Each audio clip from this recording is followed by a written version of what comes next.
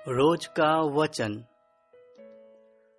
रोज के वचन में आपका स्वागत है। दिन 214।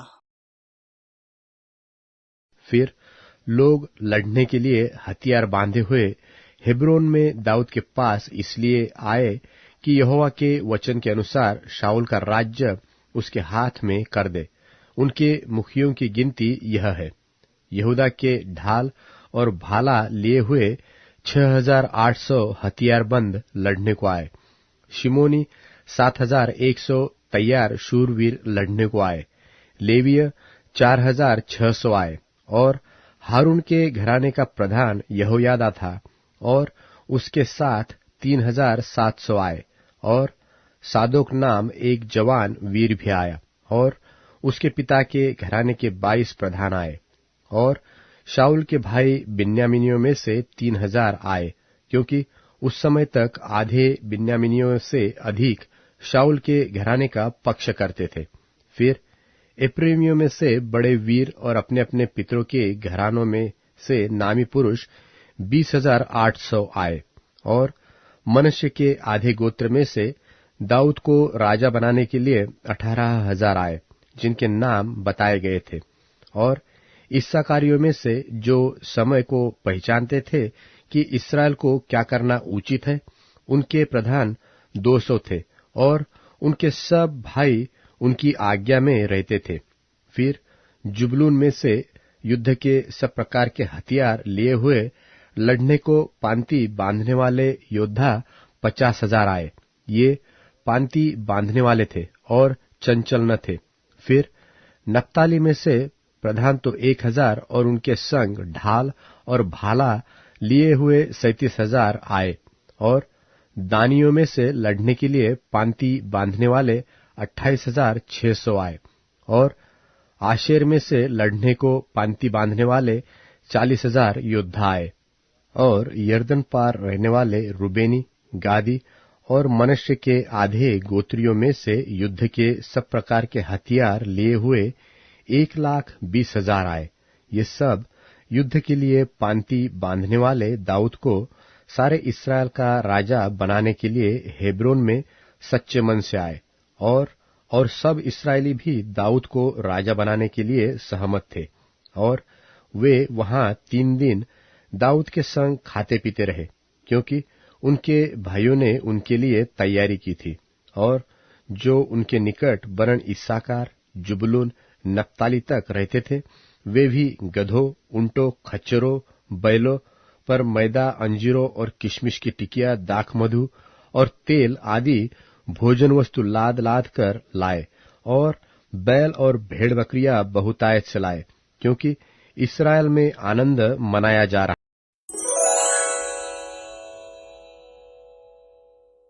इतिहास की पुस्तक पहला भाग अध्याय 13। इतिहास की पुस्तक पहला भाग अध्याय 13। पवित्र संदूक के यरूशलेम में पहुंचाए जाने का वर्णन। और दाऊद ने सहस्त्रपतियों, शतपतियों और सब प्रधानों से सम्मति ली। तब दाऊद ने इस्राएल की सारी मंडली से कहा, यदि यह तुमको अच्छा लगे और हमारे परमेश्वर की इच्छा हो, तो इस्राएल के सब देशों में जो हमारे भाई रह गए हैं और उनके साथ जो याजक और लेवीय अपने अपने चराई वाली नगरों में रहते हैं, उनके पास भी यह कहला भेजे कि हमारे पास इकट्ठे हो जाओ और हम अपने परमेश्वर के संदूक को अपने यहां ले आए, क्योंकि शाऊल के दिनों में हम उसके समीप नहीं जाते थे। और समस्त मंडली ने कहा, हम ऐसा ही करेंगे, क्योंकि यह बात उन सब लोगों की दृष्टि में उचित मालूम हुई। तब दाऊद ने मिस्र के शिहोर से ले हमात की घाटी तक के सब इस्राएलियों को इसलिए इकट्ठा किया कि परमेश्वर के संदूक को किर्यत्यारीम से ले आए। तब दाऊद सब इस्राएलियों को संग लेकर बाला को गया, जो किर्यत्यारीम भी कहलाता था और यहूदा के भाग में था, कि परमेश्वर यहोवा का संदूक वहां से ले आए। वह तो करूबों पर विराजने वाला है और उसका नाम भी यही लिया जाता है। तब उन्होंने परमेश्वर का संदूक एक नई गाड़ी पर चढ़ाकर अबीनादाब के घर से निकाला और उज्जा और अह्यो उस गाड़ी को हाँकने लगे। और दाऊद और सारे इस्राएली परमेश्वर के सामने तन मन से गीत गाते और वीणा, सारंगी, डफ, झांझ और तुरहिया बजाते थे। जब वे किदोन के खलिहान तक आए, तब उज्जा ने अपना हाथ संदूक को थामने को बढ़ाया, क्योंकि बैलों ने ठोकर खाई थी। तब यहोवा का कोप उज्जा पर भड़क उठा और उसने उसको मारा, क्योंकि उसने संदूक पर हाथ लगाया था। वह वही परमेश्वर के सामने मर गया।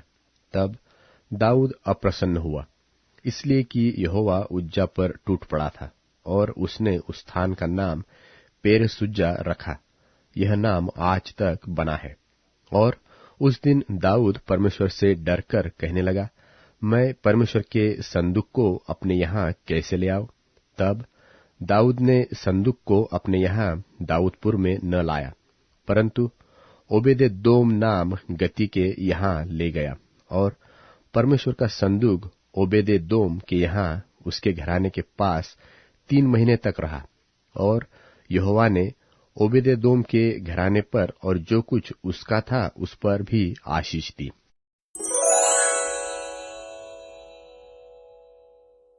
इतिहास की पुस्तक पहला भाग अध्याय 14। इतिहास की पुस्तक पहला भाग अध्याय 14। और सोर के राजा हिराम ने दाऊद के पास दूत भेजे और उसका भवन बनाने को देवदारू की लकड़ी और राजमिस्त्री और बढ़ई भेजे। और दाऊद को निश्चय हो गया कि यहोवा ने मुझे इस्राएल का राजा करके स्थिर किया, क्योंकि उसकी प्रजा इस्राएल के निमित्त उसका राज्य अत्यंत बढ़ गया था। और यरूशलेम में दाऊद ने और स्त्रियां ब्याह ली, और उनसे और बेटे बेटियां उत्पन्न हुए।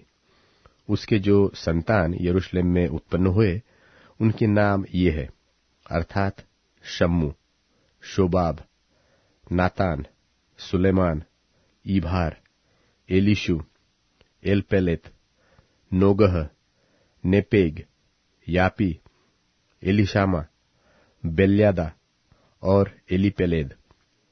जब पलिश्तियों ने सुना कि पूरे इस्राएल का राजा होने के लिए दाऊद का अभिषेक हुआ, तब सब पलिश्तियों ने दाऊद की खोज में चढ़ाई की। यह सुनकर दाऊद उनका सामना करने को निकल गया, और पलिश्ती आए और रपाइम नाम तराई में धावा मारा। तब दाऊद ने परमेश्वर से पूछा, क्या मैं पलिश्तियों पर चढ़ाई करूं, और क्या तू उन्हें मेरे हाथ में कर देगा? यहोवा ने उससे कहा, चढ़ाई कर, क्योंकि मैं उन्हें तेरे हाथ में कर दूंगा। इसलिए जब वे बाल परासीम को आए, तब दाऊद ने उनको वही मार लिया। तब दाऊद ने कहा, परमेश्वर मेरे द्वारा मेरे शत्रुओं पर जल की धारा की नाई टूट पड़ा है। इस कारण उस स्थान का नाम बाल परासीम रखा गया। वहां वे अपने देवताओं को छोड़ गए, और दाऊद की आज्ञा से वे आग लगाकर फूंक दिए गए। फिर दूसरी बार पलिश्तियों ने उसी तराई में धावा मारा। तब दाऊद ने परमेश्वर से फिर पूछा, और परमेश्वर ने उससे कहा, उनका पीछा मत कर, उनसे मुड़कर तूत के वृक्षों के सामने से उन पर छापा मार। और जब तूत के वृक्षों की फुनगियों में से सेना के चलने की सी आहट तुझे सुन पड़े, तब यह जानकर युद्ध करने को निकल जाना कि परमेश्वर पलिश्तियों की सेना को मारने के लिए तेरे आगे जा रहा है। परमेश्वर की इस आज्ञा के अनुसार दाऊद ने किया, और इस्राएलियों ने पलिश्तियों की सेना को गिबोन से लेकर गेजेर तक मार लिया। तब दाऊद की कीर्ति सब देशों में फैल गई, और यहोवा ने सब जातियों के मन में उसका भय भर दिया।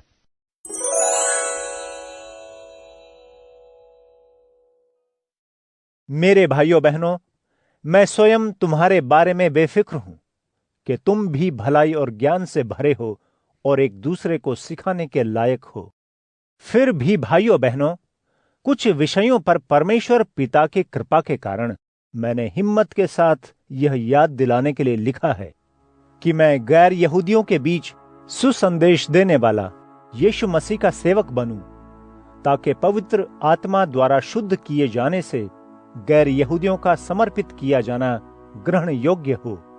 इसलिए परमेश्वर की बातों में खुश होने के लिए मेरे पास यीशु मसीह में ही कारण है।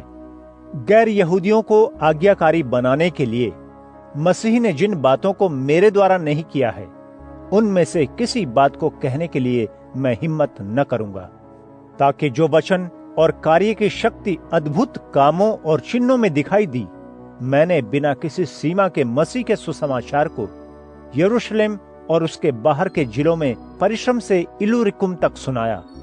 मैंने अपना लक्ष्य यह बनाया है कि जहां जहां मसीह का नाम नहीं पहुंचा है, वहां सुसमाचार पहुंचाऊं, ताकि मैं किसी दूसरे व्यक्ति की नींव पर इमारत न बनाऊं। किंतु ऐसा लिखा है, जिनके बारे में कहा नहीं गया वे देखेंगे, जिन्होंने सुना नहीं वे समझेंगे।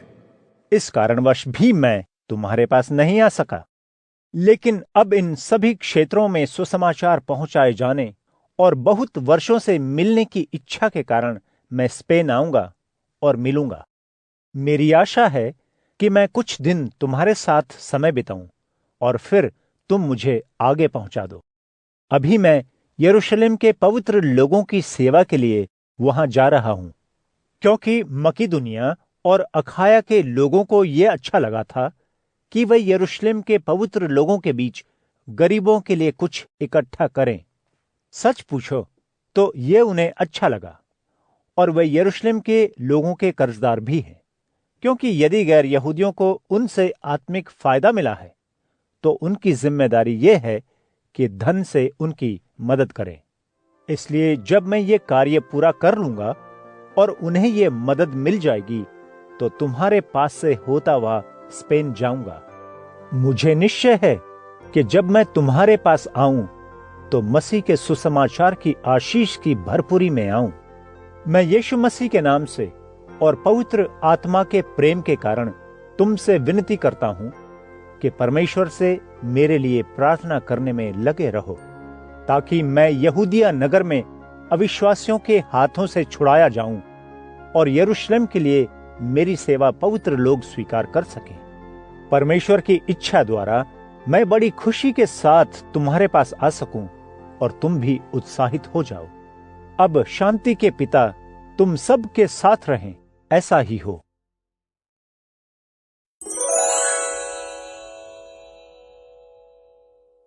भजन संहिता 4 खंड, अध्याय 90। परमेश्वर शाश्वत है, पर मनुष्य क्षणभंगुर। हे स्वामी, तू पीढ़ी से पीढ़ी हमारे लिए आश्रय स्थल बना हुआ है। पर्वतों के उत्पन्न होने के पहले तेरे द्वारा संसार की सृष्टि होने के पूर्व युग युगांत से तू ही परमेश्वर है। तू मनुष्य को मिट्टी में लौटा देता है। तू ये कहता है, ओ मानव पुत्र, लौट जा। तेरी दृष्टि में 1000 वर्ष भी बीते कल के समान हैं, वे रात के एक पहर के सदृश हैं। तू मनुष्य को बहा ले जाता है, वे मानो स्वप्न हैं। वे घास के सदृश हैं जो प्रातःकाल लहलहाती है। वह प्रातःकाल फूलती और लहलहाती है, किंतु संध्या को मुरझाकर सूख जाती है। हम तेरे क्रोध से भस्म हो गए हैं, तेरे रोष से हम भयभीत हैं। तूने अपने सम्मुख हमारे अधर्म के कार्यों को, अपनी मुख की ज्योति में हमारे गुप्त पापों को रखा है। तेरे क्रोध में हमारे दिन कटते हैं, हम अपने जीवन के वर्षों को आह भरते हुए बिताते हैं। हमारी आयु के वर्ष 70 हैं। यदि वे बल के कारण 80 भी हो जाएं, तो भी उनकी अवधि दुख और कष्ट से बीतती है। वे अविलंब व्यतीत हो जाते हैं और हमारे प्राण पखेरु उड़ जाते हैं।